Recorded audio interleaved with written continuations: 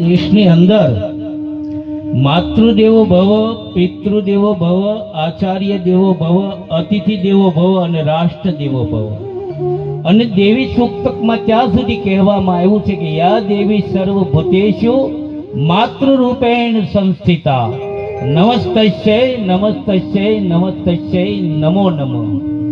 આપણા ધર્મગ્રંથો શાસ્ત્રો એમ કહે છે કે હું દરેક માતાઓની અંદર મારી શક્તિ રૂપે પ્રસ્થાપિત છું.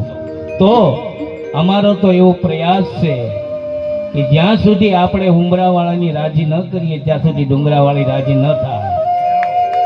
હે, આપણા ઘરની અંદર જે આપણા માત પિતા છે ને એ જ આપણા ભગવાન છે. એટલે તો કહેવામાં આવ્યું છે કે માતૃદેવો ભવ, પિતૃદેવો ભવ. આને રાજી કરવી હોય તો આપણા ઘરમાં જે માત પિતા છે એને રાજી કરવા પડે. આને માનવાના છે. હું કોઈ દેવી દેવતાનું ખંડન કરતો નથી, પણ મારો આવો નિજી મત છે કે તમારે પ્રેક્ટિકલ તમારા જીવનમાં પ્રયોગ કરી જવાનો.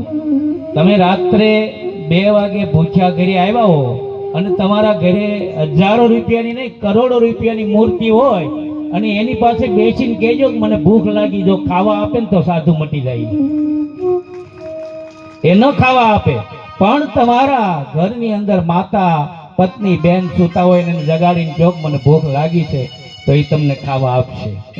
તો એ પ્રગટ દેવી છે. જ્યાં સુધી એનું સન્માન ન થાય, જ્યાં સુધી આપણે એને ઓળખી ન શકીએ ત્યાં સુધી આ રાજી ન થાય. બસ વિશેષ તો કાંઈ કહેવું નથી. આપ સર્વના આપણે અહીં ગામ સમસ્ત છે તો બધાય દાન આપી જ રહ્યા છે અને આપણું કાર્ય છે આપણે સ્વભાવવાનું છે. દાદાને એમ થવું જોઈએ કે રામધરી ગામ બહુ સરસ છે અને દાદાને વિનંતી કરું કે અમારા ગામને આશીર્વાદ આપતા જાજો. બ્રાહ્મણોનો આશીર્વાદ અસંભવને સંભવ બનાવે છે. અસ્તુ. જય સિયારામ.